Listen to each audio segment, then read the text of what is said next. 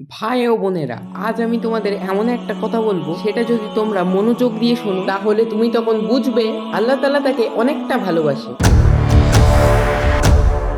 রসুল সাল্লাল্লাহু আলাইহি ওয়াসাল্লাম বলেছেন, আল্লাহ যখন তার কোনো বান্দাকে ভালোবাসে তাকে তখন চারিদিক দিয়ে আল্লাহ তাআলা কষ্ট দেয়। যদি আল্লাহ তাআলার ভালোবাসা পেতে চান তাহলে এই তিনটি কাজ করুন।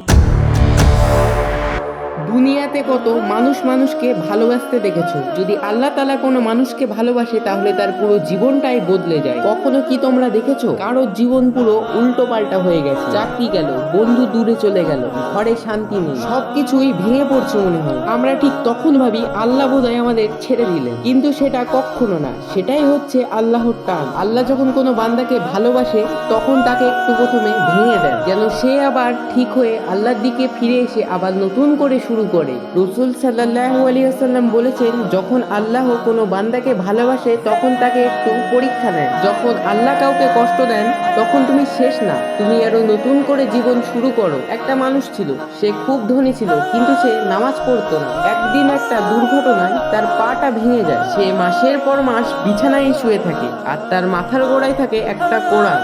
সে একদিন সেই কোরআনটা হাতে নিয়ে পড়তে শুরু করলো। পড়তে পড়তে তার চোখে বাঁধলো একটা আয়াত। সেই আয়াতটা পড়ে সে কান্না করে ফেললো আর বলল, হে আল্লাহ, আমি তো ভুলে গেছিলাম তুমি আমার সাথেই রয়েছো। আজ সেই লোকটা 5 ওয়াক্ত নামাজ পড়ে। সে একদিন মনে মনে বলল, আমার পা ভেঙে গেছিল ঠিকই, কিন্তু আল্লাহ তাআলা আমার হৃদয়টাকে জোড়া লাগিয়ে দিলেন।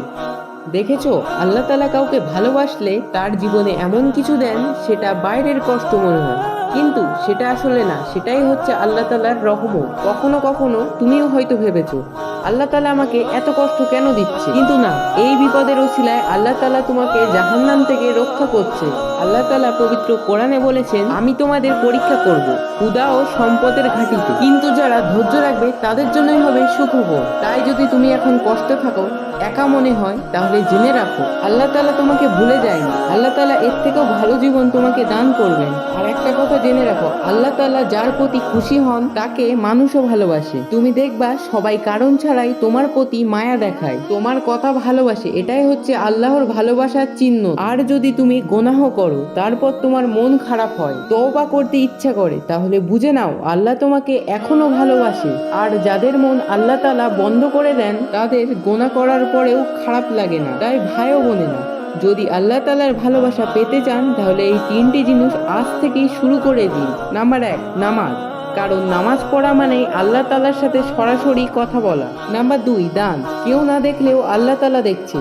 নাম্বার 3, কাউকে কষ্ট দিলে ক্ষমা চেয়ে নাও। যেভাবে তুমি আল্লাহ তাআলার কাছে ক্ষমা চাও, ঠিক তেমনি ভাবেই সবাইকে ক্ষমা করে দাও। শেষ একটা কথা বলবো, তুমি যদি কাঁদতে কাঁদতে নামাজ পড়ো আর মনে মনে বলো, হে আল্লাহ, আমি তোমার দিকে ফিরে আসতে চাই, তাহলে বিশ্বাস করো আল্লাহ তখন বলেন, হে আমার বান্দা, আমি তোকে অনেক ভালোবাসি। কষ্ট পেয়ে ধৈর্য রাখো, কারণ আল্লাহ যখন কাউকে ভালোবাসেন তখন তার প্রত্যেকটা জীবনের কষ্টই রহমতে পরিণত হয়। আজকের এই আলোচনা যদি তোমাদের মনে ভালো লাগে তাহলে আমার চ্যানেলটিকে সাবস্ক্রাইব করে দিন। এইরকম ভিডিও আরো পাওয়ার জন্য আমাদের নূর ভার্স চ্যানেল 100টা সাবস্ক্রাইব হতে আর মাত্র কিছুটা বাকি।